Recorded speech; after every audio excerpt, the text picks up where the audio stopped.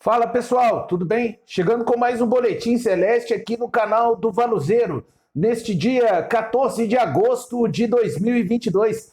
Vamos falar do empate de ontem do Cruzeiro, Cruzeiro 1, Chapecoense também 1, no Mané Garrincha, e com isso o Cruzeiro perdendo o 100% de aproveitamento nos seus jogos como mandante, mas uma rodada onde o Cruzeiro mantém os 19 pontos para o quinto colocado e aumenta a distância para o segundo colocado. O Bahia coloca mais um ponto e com isso o Cruzeiro agora tem 10 pontos de vantagem para o vice-líder. Vou pedindo a você que, após assistir a nossa análise de hoje, da partida de ontem, caso tenha gostado, deixe o seu like, deixe o seu curtir. É muito importante para que o canal continue ganhando relevância aqui no YouTube. Estamos tentando chegar a 15.400 inscritos.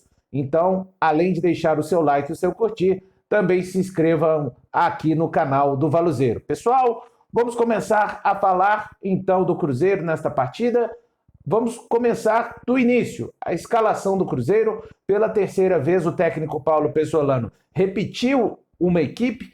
O Cruzeiro foi o mesmo Cruzeiro que atuou contra o Tombense e venceu naquela oportunidade. Também o mesmo Cruzeiro que atuou contra o Londrina e também venceu. O Cruzeiro de Rafael Cabral, Zé Ivaldo, Oliveira, Eduardo Brock, Bidu, Neto Moura, Felipe Machado, Bruno Rodrigues, Daniel Júnior, Chay e Luvanor. Assim entrou o Cruzeiro, com os três zagueiros, com o Bruno Rodrigues bem aberto pelo lado direito. Não respeito quem vê nesta formação o Bruno Rodrigues como ala, mas eu não vejo ele, especialmente no momento defensivo, com funções de ala, né? O Zé Ivaldo, na verdade, vira um lateral direito no momento em que o Cruzeiro está sem a bola. O Felipe Machado também ajuda a fechar por ali. O Bruno Rodrigues, ele até volta, mas volta mais ou menos até o meio da intermediária de defesa do Cruzeiro. Enfim, eu acho até que este foi um mecanismo que o Paulo Pessolano teve que criar para suprir a ausência dos laterais, dos alas direito, do lado direito, na verdade, né? Não temos o Giovani Jesus e também não temos o Léo Paz. O Rômulo, a gente viu que, mesmo ele estando disponível, o Paulo Pessolano optou, melhor dizendo, por fazer de uma outra maneira. Só que a gente vai falar a respeito disso porque no segundo tempo desta partida contra a Chapecoense, acho que o torcedor celeste começou a ver algo diferente ali do lado direito que pode realmente transformar o jogo daquele lado. Bom, e a Chapecoense do técnico Marcelo Cabo, ela entrou de uma maneira marcando o Cruzeiro num 4-1-4-1, bem postada ali, como já se esperava. E logo aos 5 minutos, a Chape com o Felipe Ferreira, numa jogada da direita para a esquerda, ele canhoto, ele consegue se desvencilhar, ele vence a marcação do Machado de uma maneira o suficiente para que ele possa levar para a sua perna esquerda, né? O Machado ali não conseguiu marcar a perna boa do jogador e ele se desvencilhou, ele bate na linha da bola, ele faz o chute improvável, né? Geralmente o jogador daquela posição, ele busca o canto direito do goleiro. E ali ele buscou o canto esquerdo do goleiro. O Rafael Cabral estava encoberto. Eu não considero uma falha, mas considero também que era uma bola defensável, tá? Na minha opinião, gente. É muito importante deixar claro isso. Eu não sou sommelier de defesa, eu nunca joguei futebol profissionalmente. É uma visão minha daqui. Repito, não considero uma falha. Falha eu considerei o que aconteceu na partida contra o Londrina. Mas, na circunstância, me pareceu um chute defensável.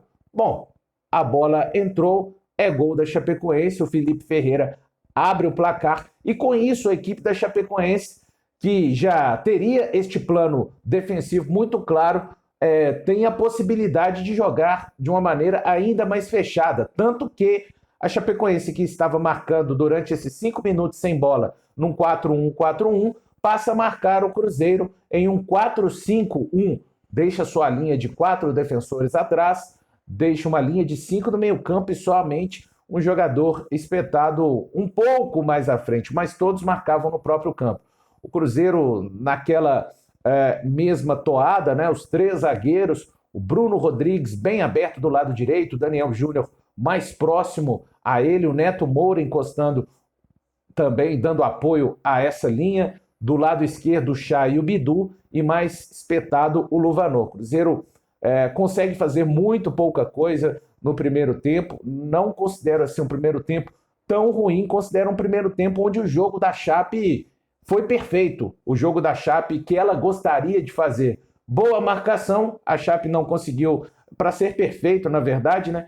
Para a Chapecoense, só se ela tivesse conseguido encaixar contra-ataques perigosos, mas não foi o caso. A Chape conseguiu o gol e se defendeu com êxito, é verdade. O Cruzeiro não conseguiu nenhuma finalização de dentro da área, apenas chutes de fora da área. Enfim, o plano da Chapecoense funcionou a caráter, né? Houve até aquela inversão do Bidu com o Bruno Rodrigues, o Bruno indo para a esquerda. Detalhe, né? Quando essa inversão acontece, o Bidu, que geralmente o Chay, que geralmente acompanha o Bidu do lado esquerdo, ele também se desloca para o lado direito, juntamente com o Bidu. E o mesmo com o Bruno Rodrigues, que lá, quando joga do lado direito, é apoiado pelo Daniel Júnior. O Daniel Júnior vem apoiar o Bruno Rodrigues também do lado direito. Enfim, fato é que o Cruzeiro não consegue e já volta no segundo tempo com uma alteração. Sai o Bidu e entra o Wesley Gasolina.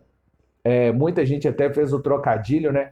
Mas literalmente o Gasolina colocou fogo no jogo, porque ele já começa, acontece um chute dele, começa com jogadas através de um chute dele, o goleiro Saulo espalma, e aí vem o escanteio. O Chay cobra muito bem esse escanteio, o goleiro Saulo sai e o famoso sai catando borboletas, né? Mas uma batida da bola muito boa e o Oliveira empata o jogo logo aos 3 minutos. O Cruzeiro monta uma blitz, o Cruzeiro vive o seu melhor momento no jogo nos próximos 7 minutos. O Zé Ivaldo tem chance de empatar, o Bruno Rodrigues quase faz a virada, o Wesley Gasolinas muito intenso do lado direito, jogador que não é apenas jogador que um lateral direito rápido, mas que também parece pensar algumas jogadas bem lúcidas do Wesley Gasolina.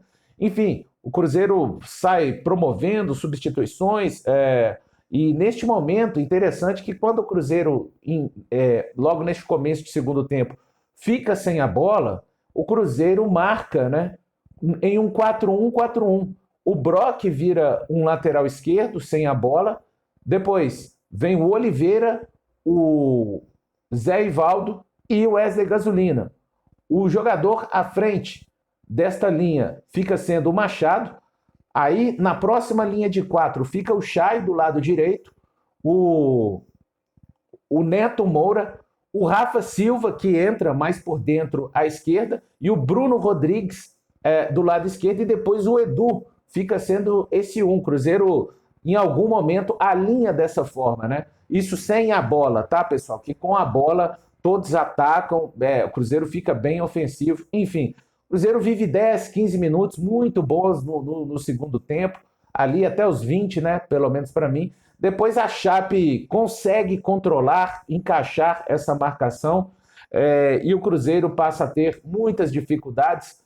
Não foi uma partida inspirada no que diz nos termos de ideia do Cruzeiro, né? O Cruzeiro realmente teve muitas dificuldades para entrar na defensiva da Chapecoense, que se portou muito bem. A Chape não está entre as piores defesas do campeonato. A Chape que contra o G4, depois a gente vai falar isso ao término da nossa análise, enfim. Então o Cruzeiro segue com essas tentativas, como eu disse, né? O Neto Moura sai para a entrada do Rodolfo, o Chay sai para a entrada do William Oliveira, que volta ao time depois de um longo tempo, e o Luvanor sai para a entrada do Edu e o Daniel Júnior saiu para a entrada do Rafa Silva. O Cruzeiro faz todas essas ações, todas essas mexidas, a Chape continua se defendendo até na última bola, né? O Cruzeiro tem uma oportunidade, o Edu consegue achar o Bruno Rodrigues, mas ele acaba finalizando com a mão, e eu achei muito bacana que ele mesmo sinalizou para o árbitro da partida, né? O Sávio Pereira Sampaio, que, como eu disse, acho um péssimo árbitro, mas pelo menos ontem, no meu entendimento, não comprometeu de maneira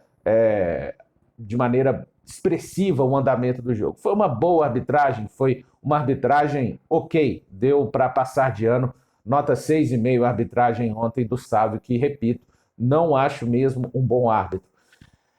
Enfim, pessoal, então este empate, né? O Cruzeiro que com este empate chegou ao seu empate de número 5 na competição. Foi quebrada uma escrita, o Cruzeiro em 11 jogos como mandante, ainda que pese, pessoal, não vou entrar no mérito aqui, todos já sabemos do absurdo que é o Cruzeiro ter jogado no Mané Garrincha, por que o Cruzeiro jogou, tá? Aqui a gente vai se debruçar sobre a análise do que aconteceu ontem, de como fica a tabela, enfim. Então, pessoal, apenas o 5º empate do Cruzeiro na competição. E o detalhe, gente, contra uma Chapecoense, a Chapecoense, até falava ontem na live do Samuel Venâncio, aliás, o meu agradecimento a ele, mais uma vez, por me convidar a participar do pré-jogo no seu canal, que a Chapecoense jogando contra os times do G4, em 12 pontos disputados, ela somou 8 pontos. Ela venceu o Bahia, venceu o Grêmio fora de casa, empatou com o Cruzeiro, empatou com o Vasco da Gama. Ela não perdeu para as equipes do G4 fora de casa. O problema da Chapecoense é a campanha dentro de casa. Com o empate ontem contra o Cruzeiro, a Chape chegou a 18 pontos conquistados fora de casa e apenas 8 pontos conquistados em casa. Para vocês terem uma ideia, o Cruzeiro conquistou 19 pontos fora de casa, só um ponto a mais do que a Chape. Então, é realmente uma campanha de respeito fora de casa. A equipe do técnico Marcelo Cabo consegue quebrar o 100% de aproveitamento do Cruzeiro, mas, em contrapartida, o Cruzeiro mantém os 19 pontos de vantagem para o Londrina. O Londrina permanece com 34 pontos, o Cruzeiro com 53, e o Cruzeiro abriu mais um ponto de vantagem sobre o vice-colocado. O Bahia venceu, o Grêmio foi derrotado pelo CRB por 2-0, e o Vasco da Gama também venceu, mas o Vasco da Gama estava com 39 pontos. Então, gente, o saldo da rodada 24 o Cruzeiro manteve os 19 pontos antes do início da rodada e colocou um ponto a mais sobre o vice-colocado. Acho que a grande notícia de ontem, não somente os resultados, mas a tabela também, é que é uma rodada a menos a ser jogada na competição.